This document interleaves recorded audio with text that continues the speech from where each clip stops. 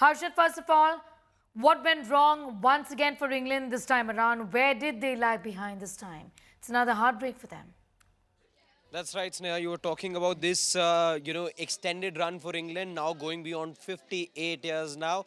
Where they went wrong exactly yesterday, well, it has to go down with the fact that they didn't have enough of the ball. I'll just like to point out what is it that the England manager Gareth Southgate said after the match got over, that they allowed the opponent, that they allowed Spain to have a lot more control of the ball, that they didn't have enough possession, and that's particularly what you saw in the first half. I think it was just close to about 73% that the aggregate possession was with Spain in that first half. Yes, England made things better for themselves in the second half, but then the fact that the opposition was commanding the play much more, England were pushed to the back far more. That's where I think the game changed. Yes, after the goal that they conceded, England, there were better spells that you saw from them, but they were not the best team. They were easily in that contest the second best team, and it doesn't surprise me that it's the Spanish team that ended up being the winners on the night.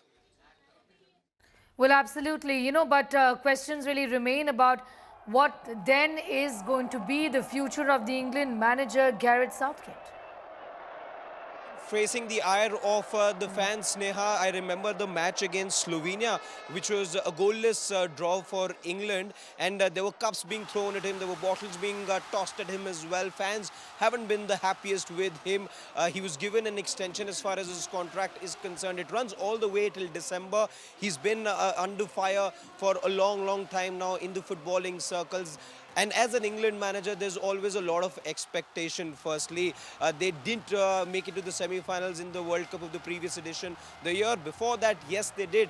But back-to-back finals, if you look at his report card, back-to-back finals in the Euros, that's going to be the biggest achievements for Gareth Southgate. However, in England, that's not good enough. You're looking at breaking a 58-year-long jinx now, and a lot more is commanded from the fans. A lot more is demanded from the fans. And Gareth Southgate, well, that question was posed to him after the match got over. He said that perhaps now is not the right time for him to be making a call on that, and he'll need to speak with the concerned stakeholders. I'll repeat, his contract runs till December of this year, but I have my doubts, Sneha, going forward. Given how England football works, I really doubt if he's going to be seeing a contract extension, and maybe there is now time for England to be looking at a new manager now.